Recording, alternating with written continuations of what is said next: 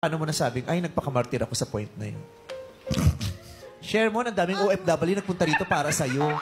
Tapos hindi kang mag-share. Ikaw ay pinunta nila rito. I-share mo, pupulutan nila ng aral yan. Ano mang ginawa mo? Aray! Aray! Ano? Isa na rin akong Sitapil. Sitapil. Isa na rin akong nag-beg for love. Nagpakamartir.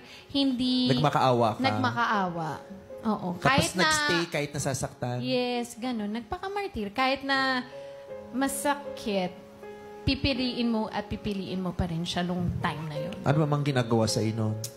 Ha? Sinasaktan ka? Hindi naman. Wala namang ganun. Ano? Sino yan?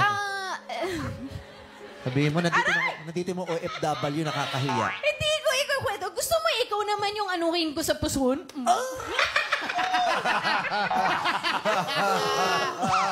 Mas kumano na. Pero 'di ba? I think naman lahat naman ng tao nagkakaroon ng panahon na nagiging martir. Ikaw hindi ba? Ay, nako. Kwento mo yan. May mga kasama tayo mga OFW na... Hindi ako nag-invite sa kanila. Hindi ko birthday siya. Oo. Si Jackie nagpaka-martyr na yan. No? Oh. Oo. Paano, Jackie? Noong mga panahon ng mga